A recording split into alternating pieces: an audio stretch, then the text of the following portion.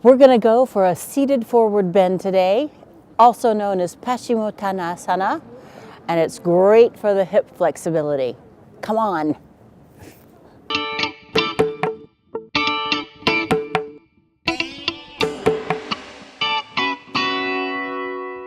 Hi everybody, welcome back to my channel. It is freezing cold in Paris. I don't know what we're doing out here today. We chose the worst day of the year. I'm crying, it's so friggin' cold. Anyway, welcome back to my channel. My name is Christine. I live in Paris, France, where you can see it's really, really cold. And I'm going to be bringing you yoga tutorials every week. And if you don't understand something, or if you want to find out more information about what you've just seen, you could also go to my website, yogaflower.paris.com. So if you are ready, let's get back inside. Woo! Woo! Hello everybody, welcome back to my channel. I'm glad you could come.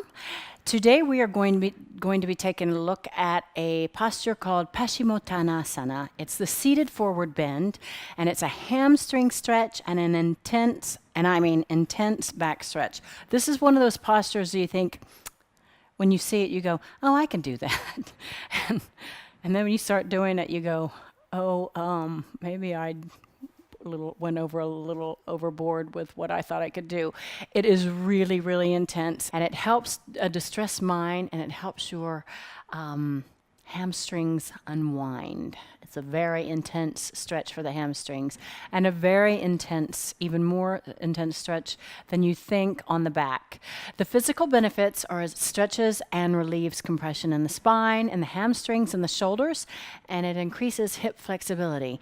The therapeutic benefits are it stimulates the bladder, the kidneys, the liver, the pancreas, and it calms the heart, and it calms the active front brain, and it keeps a meditative back brain very quiet yet quite alert. And it also relieves high blood pressure, which is a very good thing as well in terms of therapeutics. You need to avoid it if you have diarrhea or asthma, or if you have any kind of back injury, okay? Like I said, it is a very intense stretch for the back. And a lot of people tend to hurt themselves in this posture because either they go too far because their practice isn't developed enough to go into it fully. And you've got to be careful about that. It really, really is very, very intense. And if you hurt yourself, it'll put you out of your practice for a little while because you can tear your hamstrings, or you can also tear the muscles in your latissimus dorsus and the little muscles in and around the sacroiliac region and the lumbar region. Even if you don't have something really, really incredible that puts you out for a minute, that you can also do micro tears in your muscles, and those aren't good either. So you really have to prepare for this posture. You don't go right into this posture first thing. You do a lot of different things to come to it, okay? And we're gonna go into this a little bit playfully today, okay? So what I've done is I've folded my sticky mat in two, okay? You can do it in four, and I've got a blanket that I've unfolded somewhat, and you've got your feet right next to your buttocks, okay? Like this. So what we're gonna do, normally, I don't know what's gonna happen here, but normally this sticky mat is gonna stay put. And because the sticky mat sticks, it's gonna make me move back on the blanket, which is much more slidey. We'll see what happens. I don't know, I haven't tried this yet. But this is a good way to get into this posture, because what we want to do is, like we did in the last posture of last week for Janu Shirshasana, is we really want to make space in the lower abdominals, okay? So we're kind of folding it onto the hips, onto the thighs, excuse me. Which is very important for the lower back, for the lumbar region, and also for the hamstrings. Because even though it's a stretch this way in the longitude, what we want to try and do is have an intelligence in this posture where we're also creating a stretch broadly this way in the latitude. Okay, so this is going to help us think about this. And so what we're doing. And we're just going to push off with our heels. Oh, it's working. Yes, it's working. I'm going backwards. Here we go. Oh, the sticky mat's going a little bit further out. No problem. Okay.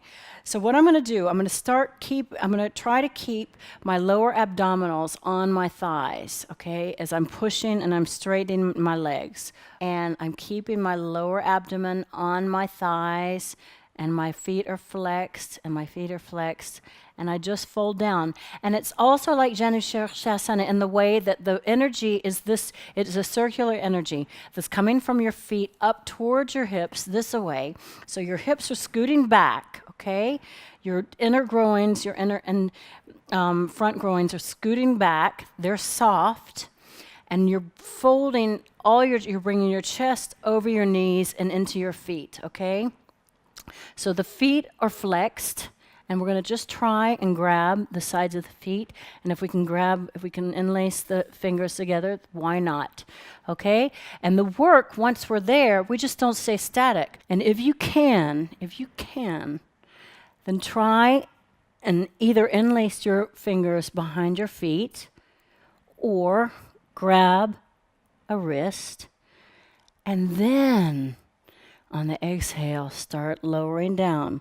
But don't hunch the back. Keep on trying to find that circular motion with your chest going towards your feet. And breathe. And again, if you can grab hold of your wrist and start bending your elbows and bringing them up to the ceiling. Fine, but just keep breathing. Keep thinking about that circular motion in the hips and in the chest. And inhale, place your hands by your thighs and roll up slowly. And there you have it. Paschimottanasana, the seated forward bend. Be careful. It's intense. Be careful and let me know how it goes. Until we see each other next time, take care and namaste. I have no more feet. I don't feel my feet anymore. I'm so cold. Ah! Thank you for coming and visiting my channel. I hope you enjoyed it. I hope you found it helpful. If you did find it helpful, and if you think you could share it with somebody that would also find it helpful, please do so. Please like if you can and give me a comment. And if you haven't already subscribed to my channel, please do so. You can also find me on Instagram, Facebook, and sometimes Twitter. When the birds are singing, sometimes Twitter. In the meantime, take care of yourselves. Namaste.